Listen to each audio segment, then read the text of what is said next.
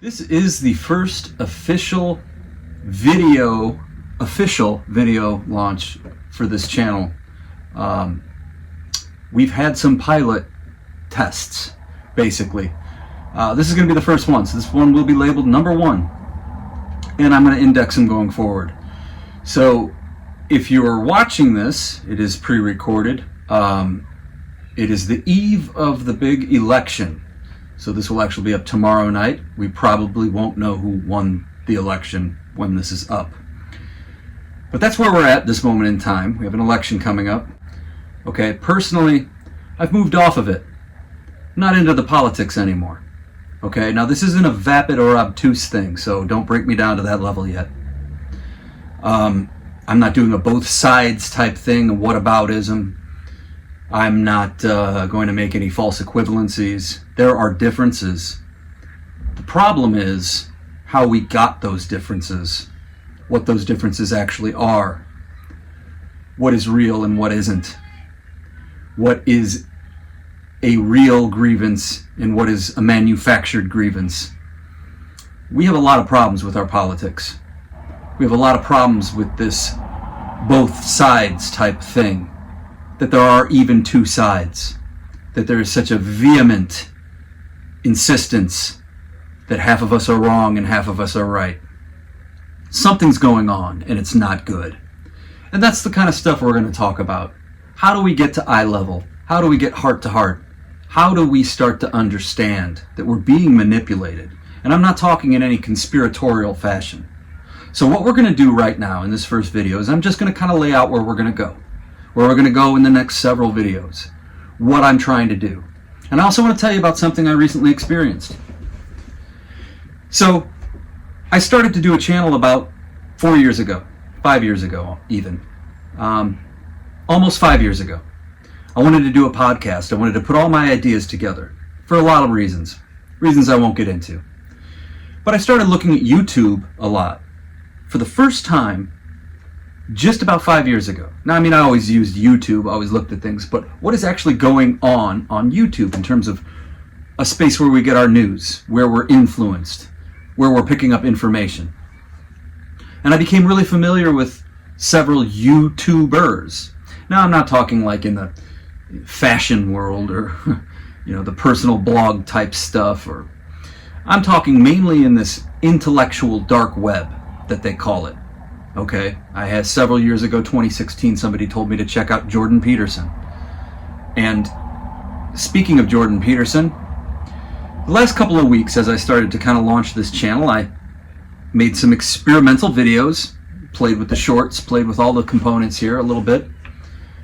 And last week and the week before, I put several videos out on Jordan Peterson. All right? So here's where I'm going with that. They are now set on private. You can't find them right now. Maybe someday I'll bring them back out. But I'm not going to do things that way. I'm not going to zero in on one guy and try to pick him apart. I'm not going to do that. All right? What I am going to do is talk about all of the things that bother me in this space, this intellectual dark web, and some of the things that I see guys like Jordan Peterson doing. For all intents and purposes, really, for now, Jordan Peterson, I would call him just a propagandist. Okay, that's enough said as far as me looking at him and diagnosing him and things like that. What we're going to do is talk about the ideas that are out there. Okay, so along those lines, what happened was, as I'm watching Jordan Peterson throughout the years and some of these other personalities, I'm starting to see a picture. And what I'm seeing isn't good either. All right, my problem with Jordan Peterson and the videos that I made last week and the week before have everything to do with the simple fact that much of what he's talking about, he would not get away with if the World War II generation were still with us, if they were still alive. And this goes back several years now. In fact, I was very anxious about this as a young man, 18, 19, 20, and my grandfather was getting old, and then I lost him, and then his friends were getting older. I started thinking back then, what's going to happen when we lose this generation? Because I had learned so much from them, and I had learned so much that my peers and classmates weren't learning. A lot of things, and this goes back. And I'm just going to have to take it piece by piece, video by video. I can't dump it all out right here and right now. So I'm simply going to say, I will talk about Jordan Peterson in the sense that this is the stuff that Jordan Peterson is saying that is not true. So where are we? We're in this intense political moment, and it seems like everybody is incentivized to be as angry as possible, to be as divisive as possible, to quickly figure out who to blame. All right? And along with Jordan Peterson and Tucker Carlson and on and on and on, and a lot of people on the left. Okay? These personalities, their sole purpose at this point is to stoke resentment, to make you angry, and to bring you to their grievances, to their cause. And they're making money off of it. There's an entire industry out there that didn't exist the way it does now. Speaking of Tucker Carlson, Jon Stewart had his finger on this years ago when he was taking apart their show Crossfire. There was a show called Crossfire. That's where Tucker Carlson started. It was basically a guy on the left and a guy on the right yelling at each other the whole time. And Jon Stewart was just like, from a rhetorical standpoint, just argumentatively, this is bad. So, along those lines, I will say this. I would love to see us get smarter. That's my thing. I want us to become more intelligent. I want us less vulnerable to manipulation, less vulnerable to propaganda. Okay? What I think we should do is, starting at an early age, I think we need to go back to some basic things. Ancient Greece, rhetoric, Aristotle, Socrates. We need to start learning how to talk again, how to have arguments. We need to learn rhetoric. We need to learn how to question things, to ask questions. The Socratic method, real simple stuff. But I digress. I want to talk about where I'm going here. There's an entire industry of recreational anger right now. Okay? The whole process of engagement, the algorithms, it's all set up for engagement. And this isn't on the algorithm, this is on us. So don't get that twisted, because I'll get specific about that. The algorithms are runaway. They're out there now. And they've figured out what captures us. That's all it's doing. It's us. We're the ones that are enjoying our anger. We're the ones wallowing in our own indignation. We're the ones that are so quick to take people that we don't even know and decide everything about them based on the simplest little things that we get. This hyper politicization. This need, this reflexive need to put people into boxes and categories and then destroy them. This is so problematic. This is the stuff. Now, with this election coming up, I have a lot of thoughts about it, a lot of them. But there's one thing I'm just not into anymore. Left and right. That whole mythology. So we're going to start taking that apart.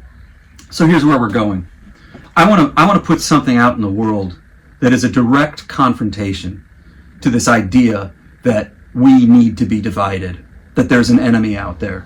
Okay? As a believer, as somebody who really believes and has always been a believer, I'm going to tell you this. Our enemies are not flesh and blood. They are not flesh and blood. And a lot of you, I've figured out recently, are getting that twisted too. I'm talking Christians.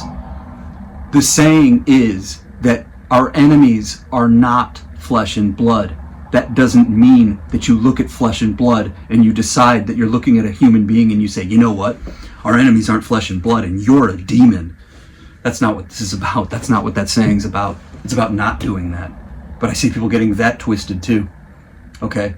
Eye level, heart to heart. That's where I want to go. I want to push back against anyone who's making a dollar, making us angry and feeding off of it. We have too many problems. We got to get off of this. Our politics. And that's another place where I'm going. And like I said, to start this off, it's not vapid, it's not flippant, it's not obtuse.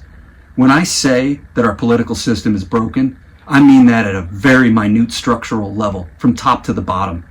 What we call the state, this abstraction, this giant, enormous monstrosity called the state, we don't have control over it like we think we do. The whole thing is broken, the whole process of it, and I want to take it part by part, piece by piece. Okay? Our politics can't meet the moment. The entire system can't meet the moment. It's the year 2024. We have technological realities right now that it's not prepared for. We can't even meet the moment right now with what we have in front of us. So we have to really be creative. We have to really be smart. We have to really care. We need compassion. Absolutely. We need open, big hearts. And anybody putting that idea down, they're not the ones that aren't being sentimental. They aren't the ones being realistic. That's what we need. It's the least sentimental thing we can do, is realize that we have to grow our hearts. We have to open them up. But there's something that goes along with that. And that's, I just described being harmless as doves. We need to be wise as serpents. We need to be whip smart, sharp. We need to be ready. We need to know how we're being manipulated. We need to know how our hearts are corrupted. In other words, when Jesus said to Satan, "Get behind me, Satan." Now take this metaphorically. I'm not telling anybody what to believe. You can use the devil as your metaphor, okay? But in order to tell Satan to get behind us, we have to see Satan in front of us. And I'm telling you, it's not helping us if you're seeing your fellow human being as the embodiment of Satan. All right, we are all on the same level when it comes to good and evil and our capacity for it, for our brokenness, for our sinfulness, for our mean streaks, you know. And we're going to talk about left and right and how useful those terms are, because that's where I'm going to start right now. This is where we're going. Our language is being broken. We need to get better at reading, better at communicating. The words we're using in the political space, everything is so hyper politicized that all of these words are broken. We don't know what they mean anymore. What does liberal mean? What does conservative mean? What do they mean? What does it mean? What does liberty mean? What does freedom mean? What do these things mean? What does communist mean? What does socialist mean? What do these things mean anymore? They're just politicized labels with no meaning at all, that have anything outside of just the impact of, I'm going to put this label on you, and that means you're evil and you're wrong, and I oppose you. Those words are great. We need those words. Every single one I just said. Socialism, liberty, libertarian, liberal, conservative, progressive. We need all of these words in our lexicon, and we need to build them back up to encompass all of the definitions that they've meant throughout time.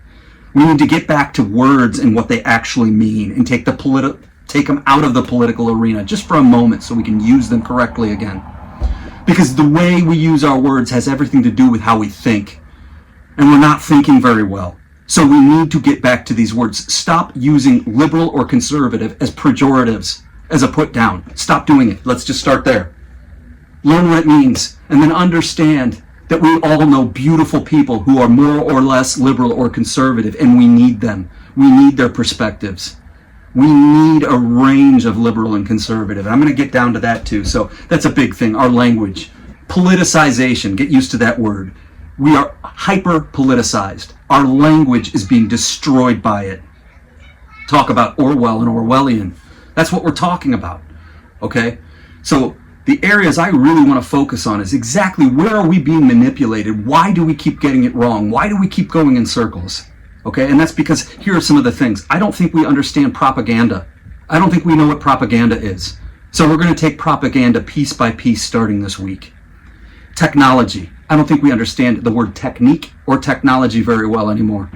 I think we're having a crash course in it the last 10 or so years because I'm watching our opinions shifting rapidly. Okay, so propaganda, technology, ideology. Ideology is a big one. These three things right there. Propaganda, technology, ideology. All right? And then simple concepts that have to do with the humanities. We have history to look at. Okay, we have our literature, we have our culture to look at. All of these things go together. But propaganda, technology, and ideology are the three things we're going to start looking at right away and see how these things work in our lives and work towards not good, okay? These three things, how we're getting manipulated. So in order to really look at that and how we're getting manipulated, we need to look at our own anger, our righteous indignation especially. That righteous moral indignation. That's the, they talk about the good intentions is the path to hell. All right, we need to look at our anger and that, especially that moral indignation that puts us on a higher ground than other people. So we need to look at that, and we need to look at our hypocrisy. Hypocrisy is a big one. It's a big one. It's a defining feature of our moment. All right, and it leads, okay, so especially our anger, especially our hypocrisy. We need to take these things and look at them piece by piece by piece. And that's what we're going to do. That's what the Great Rehumanization, that's what this video channel is going to do going forward. So, we're going to start really small. And the first video I'm going to make after that, video number 2, is going to be about left and right. and just the political idea of it all right then, right there. And we're going to start talking about how that gets manipulated.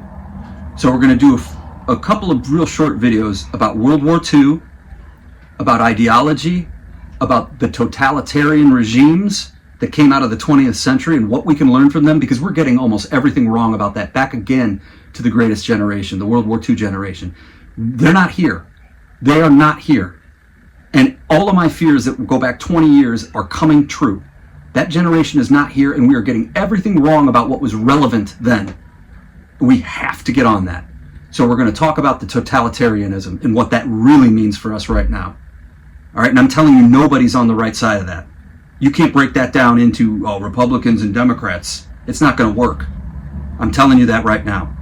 So we need to look at the totalitarian thing. Communist and fascist, both of them. And they're not the same thing. So getting back to Jordan Peterson, some of the videos I made last week were all about that. Just all about how badly he has all of that wrong. And there's a reason why people are giving you bad information, and there's a reason why they're incentivized and motivated to tell you the wrong story there. We're going to talk about that too. It has everything to do with propaganda and ideology.